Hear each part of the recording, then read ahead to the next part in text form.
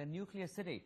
Pakistan's top diplomat Sartaj Aziz alleged that India's evolving maritime security strategy and UN-demarked border of Sir Creek pose a threat to the security of the Indian Ocean. Let me quote him here. He said, "The UN-demarcated borders in the Sir Creek have the potential to cast a shadow on maritime security.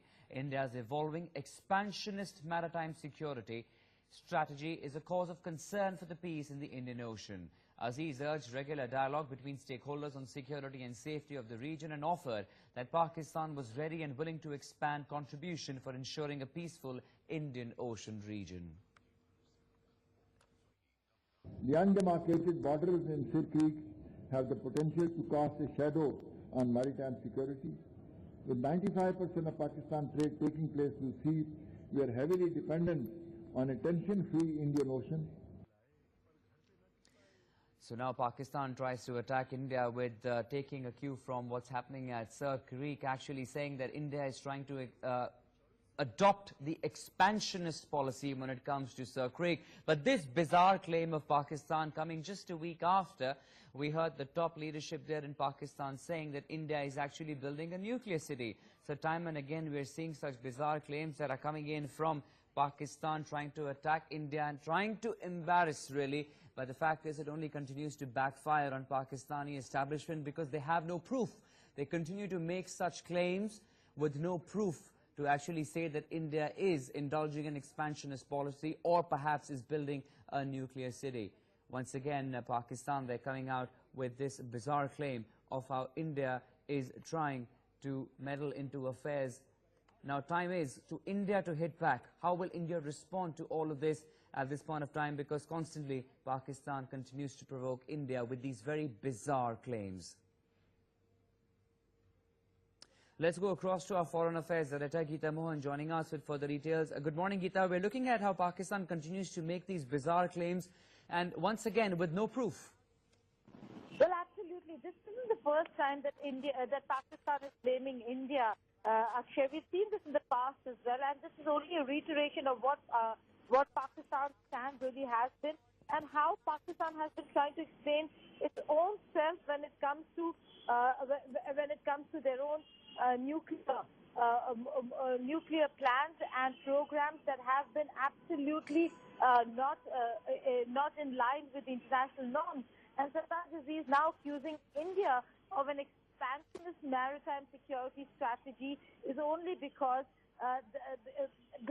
we see that India has very close partnership in the neighborhood with important countries, and none of these countries really support Pakistan when it comes to nuclearization of Pakistan.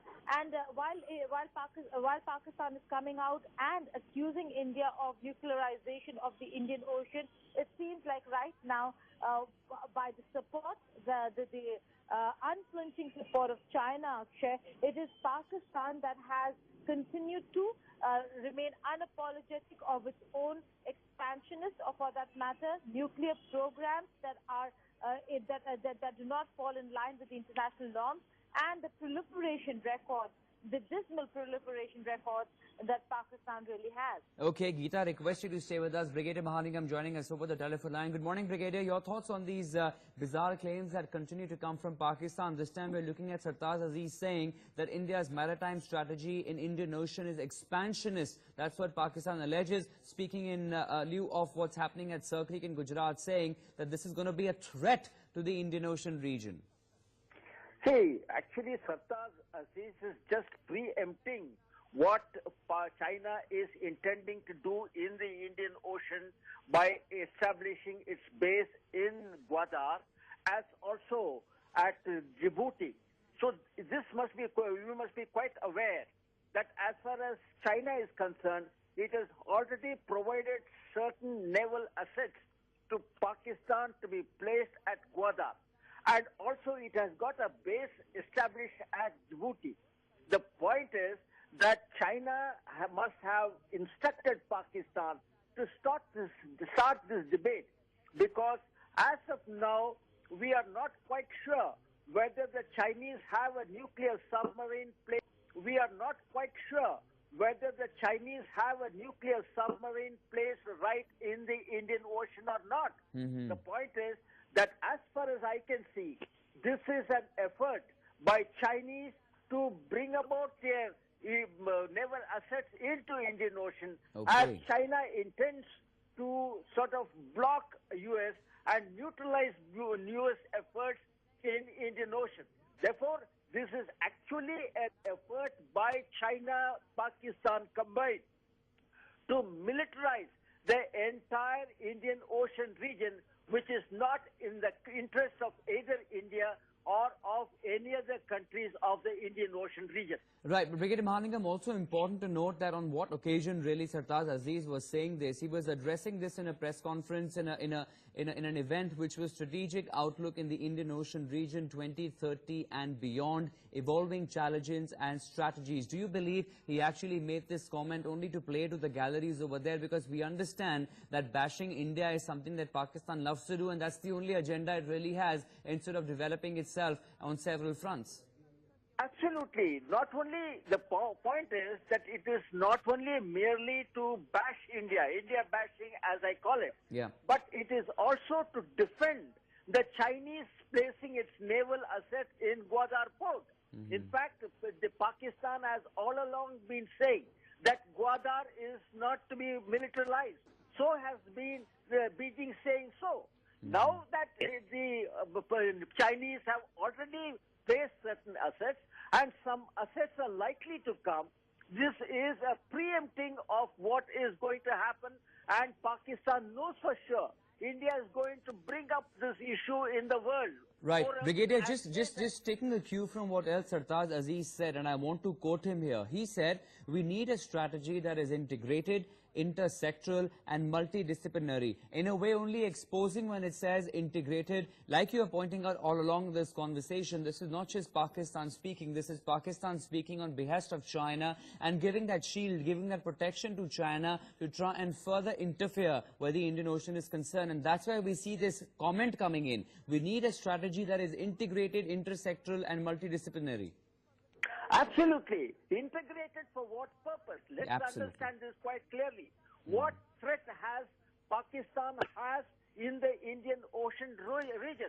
The only threat that it perceives, and the only reason why Pakistan has been openly saying and nuclear arsenal is India. Therefore, as far as integrated issue is concerned, the placing of Chinese naval assets in Gwadar and its domination of the Indian Ocean Right.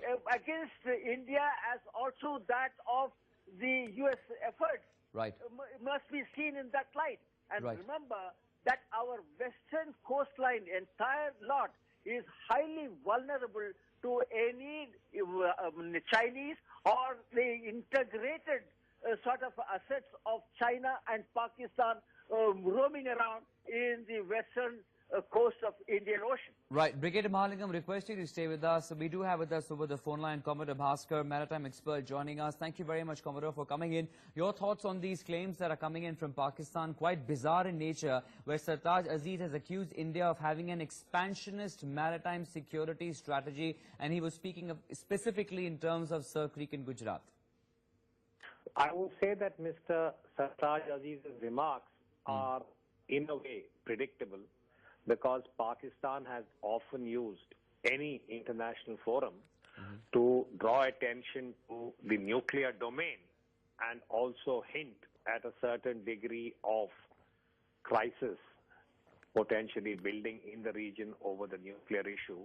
So within that framework, what Mr. Sartaj Aziz has said is, as I said, quote-unquote predictable, but there is a certain element of it being counterfactual, and this, I would submit, is perhaps deliberate, because if you look at what he's referring to, the so-called nuclearization of the Indian Ocean, it would be completely, as I said, invalid to suggest that this has begun with India, because if you look at the nuclear history of the entire region, India has not begun this particular process in many ways in the Southern Asian context.